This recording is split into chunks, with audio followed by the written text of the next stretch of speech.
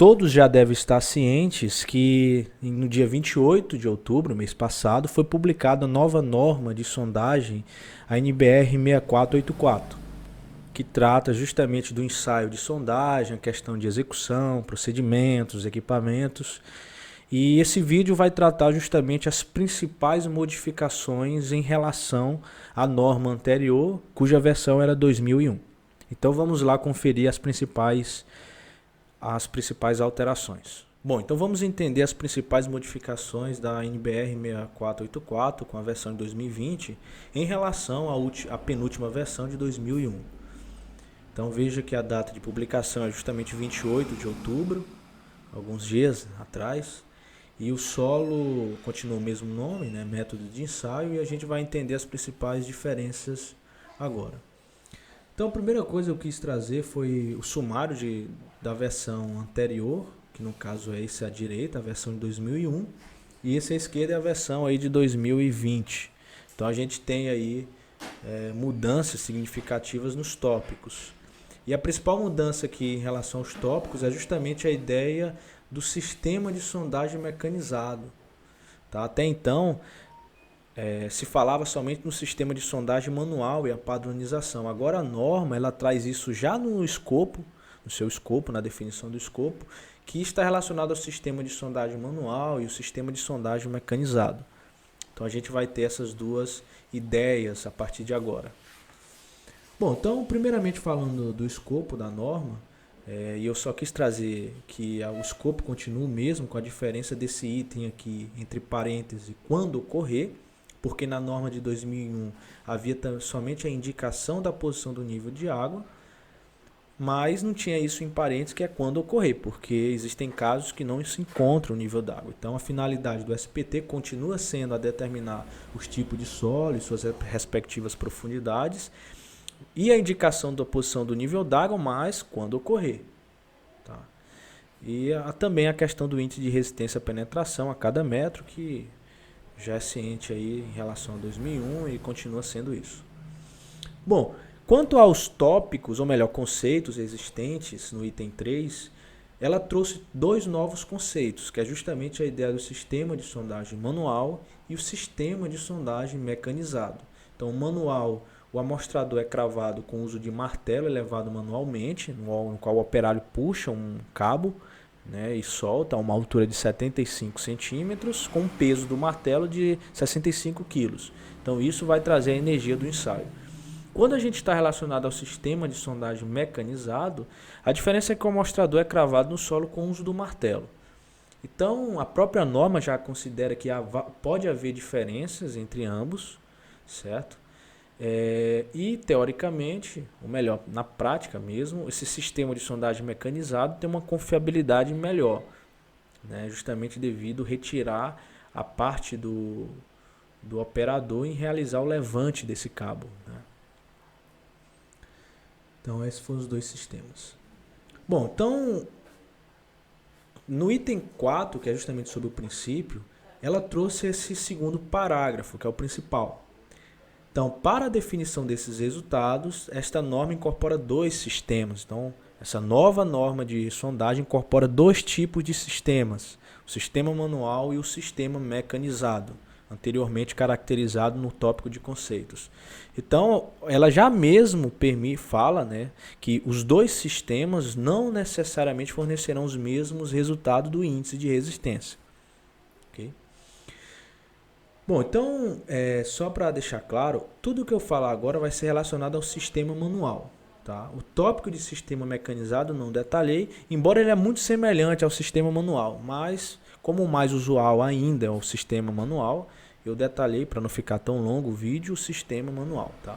Então, quanto ao sistema manual, vai ter primeiro um tópico falando dos equipamentos. Então, em relação à norma de 2001, existem diferenças notáveis. Então perceba essa diferença aqui relacionada à torre, né, que fala que deve ser apoiada em 4 pontos. Então não havia essa ideia em relação à norma de 2001, aquela torre, né, onde se monta para fazer o ensaio.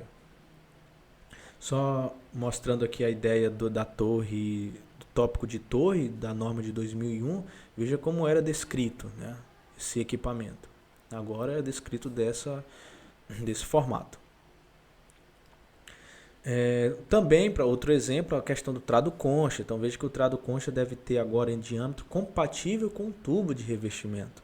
Anteriormente ele devia ter um diâmetro de 100, mais ou menos 10, né, 10 milímetros de tolerância, mas em torno aí de 100 milímetros o diâmetro. Agora não.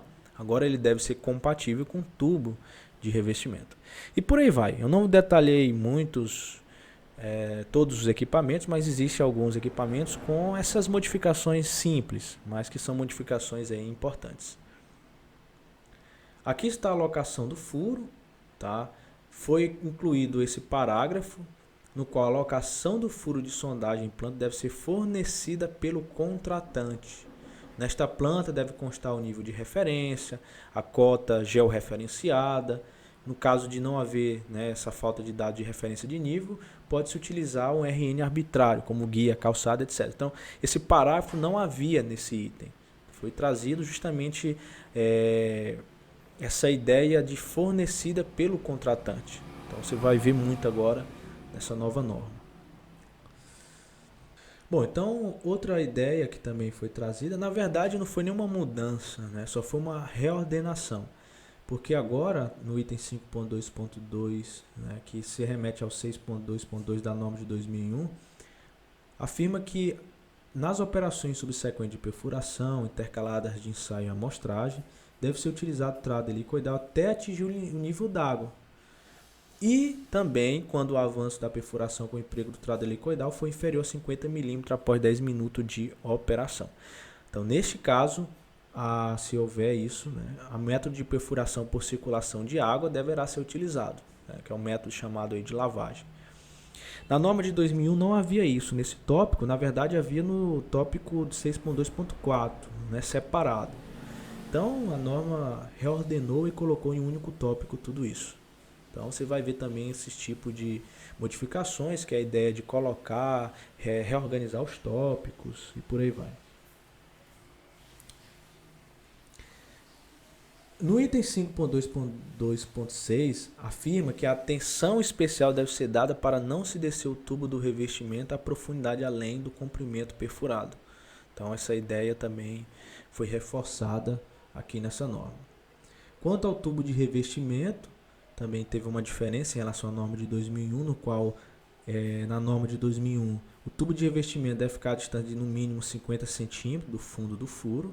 Agora, na norma de 2020, o tubo de revestimento deve ficar a uma distância de no mínimo 10 centímetros ou 100 milímetros acima da cota de ensaio, né? Justamente para não danificar ou trazer alguma interferência nos resultados. Então, ela trouxe isso aí. Uma mudança também muito importante foi essa nota trazida aqui no item de amostragem SPT. Ela afirma que esta norma permite que haja alteração do item 5.2.2.1, que trata justamente da profundidade que a pessoa deve fazer a perfuração, o ensaio em 1 metro, né, faz a perfuração até chegar nos 45 centímetros, nos 45 últimos centímetros, né, e consequentemente faz o ensaio. 15, 15 e 15 centímetros. 3 segmentos de 15 centímetros.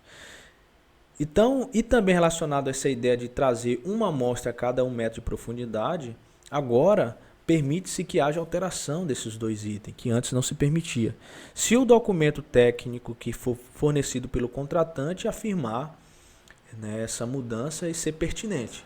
Então, nesse caso, pode sim haver alterações desses dois tópicos.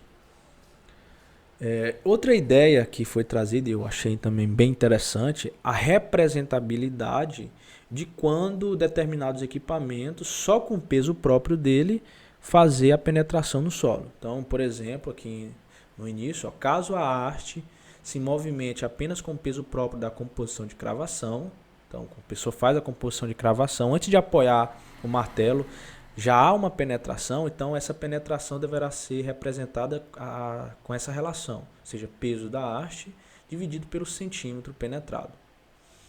E também o mesmo vale quando for colocar o martelo, né? Então o martelo aí, quando apoiado no sistema, se registrar a penetração dos centímetros, então será representado desse formato, né? O peso do martelo dividido pelos centímetros penetrados. Então a ideia está relacionado também a isso. Uma outra importante alteração foi relacionado à cravação do amostrador padrão e quando ele é interrompido. Na norma de 2001 havia esse tópico B, que é um total de golpes tiver sido aplicado durante toda a cravação. Agora não.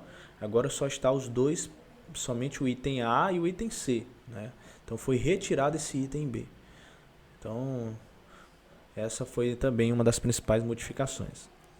E uma coisa que foi magnífica de ter trazido pela comissão foi esse quadro resumo, mostrando como deve ser representado a depender da ocasião. Então perceba aquilo que eu falei, a penetração com arte é um amostrador sem número de golpes. Então só com o peso dele. Então será representado o peso do arte dividido pela quantidade de centímetros penetrado, que nesse caso deu exemplo foi 50 centímetros. Então ela trouxe esse resumo e vai facilitar muito, né, a representação. É comum eu verificar relatórios de sondagem que não tem essa representação correta. Então isso vai facilitar muito a implementação disso. E os critérios de paralisação, né, que foi também outra grande alteração. Com a inserção desse tópico, né, o critério de paralisação das sondagens de responsabilidade técnica da contratante ou de seu preposto deve ser definido de acordo com as necessidades. Então veja que a norma agora está colocando a responsabilidade técnica da contratante desde o início lá desse vídeo. E a diferença total está justamente nesses critérios de parada do ensaio, tá? Então só lembrando que o anterior foi um critério de parada na cravação, agora é o critério de parada do ensaio propriamente dito. Então foi praticamente jogado fora aquela ideia da norma de 2001 e trouxe essas novas, né? Por exemplo, quando o avanço da sondagem, né, nos 10 metros consecutivos for feito com N igual ou superior a 25 golpes. No outro caso, 8 metros de N igual. No outro caso, 8 metros de resultado consecutivo com N igual ou superior a 30 golpes. Ou então 6 metros consecutivos com N iguais ou superiores a 35 golpes. Então, tem essa ideia. Também a questão do lençol freático, tá? Que também já comentei anteriormente. E vai entrar na parte do sistema de sondagem mecanizado, que é esse item 6. Então eu não detalhei ele. É muito semelhante ao item de sistema de sondagem manual, mas tem algumas nuances importantes aí de diferenças, tá? Mas não ficaria muito grande o vídeo, então não quis detalhar. Essas diferenças vocês podem conferir na própria norma, né, a ideia da diferença. Então essa foi as principais diferenças encontradas.